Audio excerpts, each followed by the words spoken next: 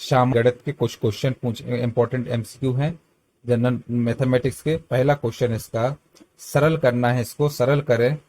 6/5 plus -1/3 plus -2/5 plus 7/3 -1, इसको हमको solve करना है। तो सॉल्व करने के लिए हम क्या, ये क्वेश्चन में दिया हुआ है 6/5 प्लस -1/3 प्लस -2/5 प्लस 7/3 -1।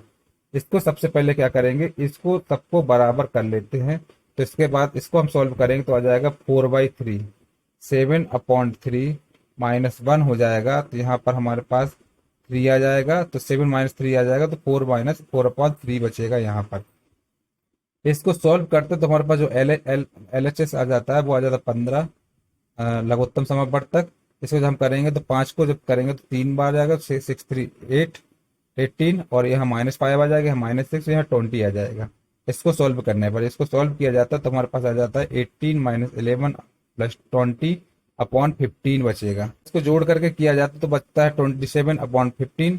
तो 3 से कैंसिल कर दिया, 3 9 27 और 3 5 5 और 15, और यहाँ मान आ जाता है कितना, 9/5। इसका आंसर हो जाएगा 9। इसमें आंसर में टिक लगा देंगे 9/5। नेक्स्ट क्वेश्चन है, यदि 32a 9 से विभाज्य है तो a का मान निकालना है। क्वेश्चन दिया है 32a 9 से विभाज्य है तो a का मान निकालना है।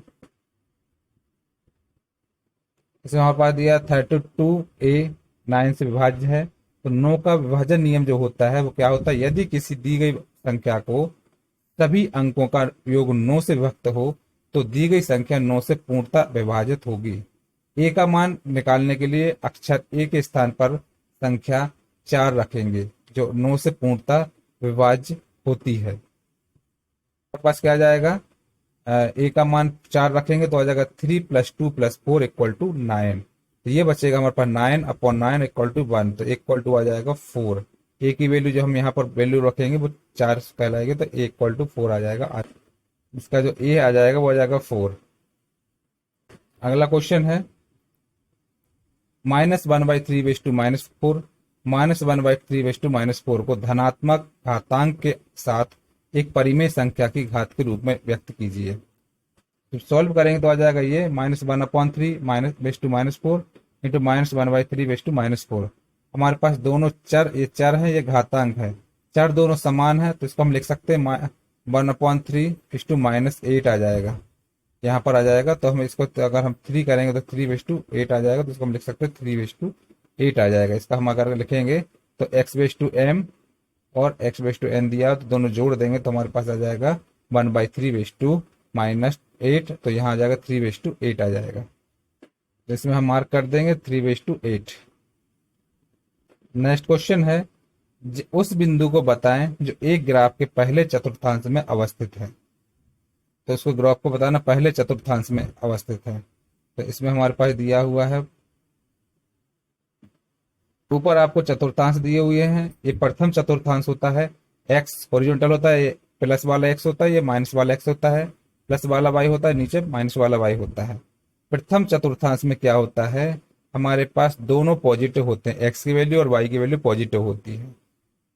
दूसरे चतुर्थांश में एक्स की वैल्यू नेगेटिव होती है, वाई की वैल्यू पॉजिटिव होती है। तृतीय चतुर्थांश में एक्स की वैल्यू नेगेटिव होती है और वाई की वैल्यू भी नेगेटिव होती है।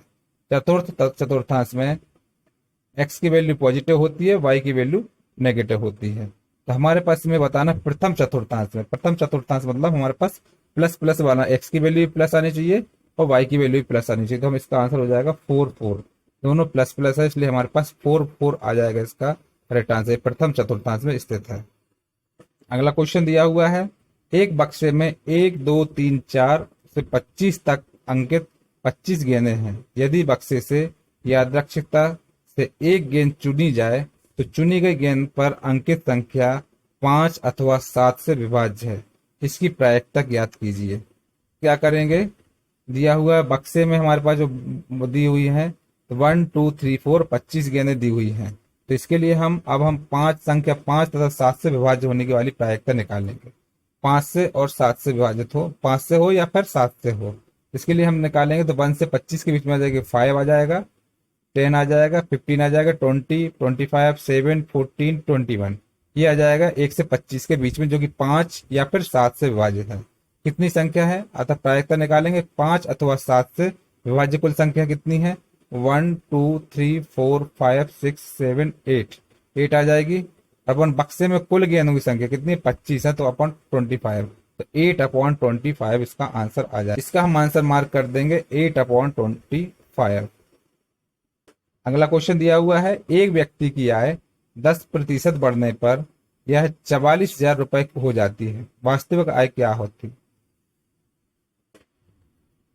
तो हमने इसमें लिखेंगे, माना व्यक्ति की वास्तविक आय 100 रुपए है, तो प्रश्नानुसार दिया है हमारे पास x इंटू 110/100 हो जाएगा, 10% बढ़ करके हो जाता है, तो 110/100 लिख सकते हैं उसको हम, इक्वल टू 44,000 हो जाती है इसकी।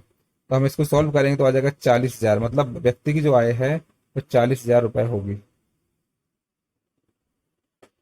अगला क्वेश्चन है, धातु की एक चादर से बने बंद बेलनाकार टंकी की त्रिज्या 1.3 मीटर तथा ऊंचाई 1.5 मीटर है, कितने धातु के चादर वर्ग मीटर में की आवश्यकता है।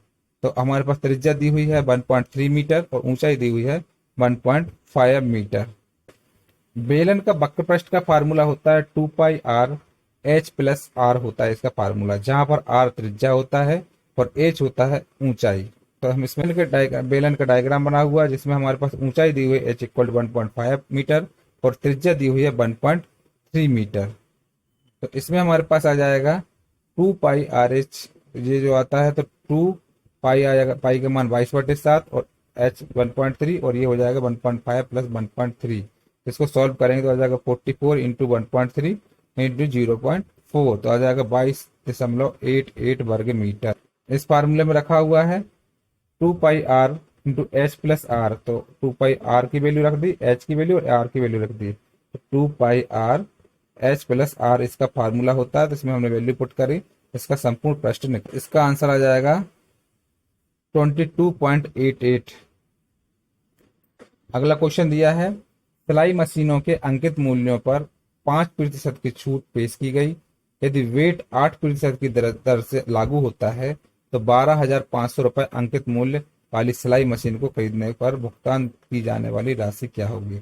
सिलाई मशीन में अंकित मूल्यों की जो छूट दी गई है वो 5% दी गई है, और यदि उसका वेट की दर जो है 8% लागू की गई है, तो वह जो अंकित मूल्य है 12,500 में सिलाई मशीन को खरीदने पर उसकी भुगतान राशि क्या होगी। तो डिस्क्रिप्शन में है, अंकित मूल्य दिया है 12,500 रुपए, छूट है 5% और कर की दर जो है वो 8% है।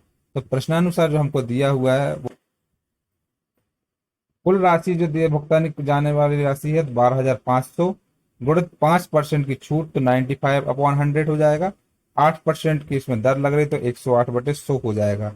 इसको जब हम सॉल्व करेंगे तो हमारे पास आ जाएगा 12,825 रुपए। इसको हम मार्क कर देंगे 12,825 रुपए। अगला क्वेश्चन है, निम्नलिखित में से कौन एक पूर्ण घन नहीं है। इसमें आपको ये बताना कौन सा पूर्ण घन नहीं है। आंसर हो जाएगा 432। डिस्क्रिप्शन में देखेंगे 27 3 का पूर्ण घन है, 64 4 का पूर्ण घन है, 216 6 का पूर्ण घन है, 432 किसी का पूर्ण घन नहीं, इसलिए इसका आंसर हो जाएगा 432। अगला क्वेश्चन है, 6x-4 और 3x² प्लस 12x का योग होगा, इसका आंसर हो जाएगा, तो हम योग करेंगे तो 6x into x plus 4 plus 3x² plus 12x। इसको हम ब्रैकेट तोड़ेंगे तो 6x² माइनस 4x बचेगा प्लस 3x² प्लस 12x, तो x² से x² हो तो 9x² हो जाएगा, 24 से 12 माइनस होगा तो माइनस 12x हो जाएगा, तो आंसर हो जाएगा 9x² माइनस 12x। अगला क्वेश्चन है, एक समबाहुभुज के एक कोण की माप 160 डिग्री है, बहुभुज में कितनी भुजाएं होंगी। इसका आंसर हो जाएगा इस टाइप से, समबाहुभुज के कोणों की माप है 160 डिग्री, तो इसका हो जाएगा x minus 2/x into 180 degree, ये हो जाएगा इक्वल टू 160 के बराबर, तो हो जाएगा 18x minus 16x equal to 36, x equal to हो जाएगा 18, यहाँ पर आ जाएगा 18। अगला क्वेश्चन है, संख्या 1384 के वर्ग की का इकाई अंक है 1384 के वर्ग का इकाई अंक है। 1384 इंटू 30 करेंगे तो इसका आ जाएगा 1915456। इसका इकाई अंक आ जाएगा ये 6 हो जाएगा, इकाई अंक 6। तो इसका उत्तर हो जाएगा 6। 6 इसका सही आंसर हो जाएगा। अगला क्वेश्चन है, दो धनात्मक पूर्णांकों का अंतर 69 है। यदि इन पूर्णांकों का अनुपात 2:5 है तो पूर्णांकों का योग क्या होगा। तो इसके लिए हम सॉल्व करेंगे। पूर्णांकों का अनुपात जो है वो दिया हुआ 2:5, तो इसके लिए पूर्णांक हमारे पास हो जाएगा 5x व 2x। तो इसका अंतर जो दिया है 69 दिया, तो 5x minus 2x equal to 69। तो इसको हम सॉल्व करें तो 3x equal to 69, x equal to हो जाएगा 23। तो पूर्णांकों का योग जो आ जाएगा वो आ जाएगा 7x हो जाएगा 7 इंटू 23 इक्वल टू 161। तो इसका आंसर आ जाएगा 161।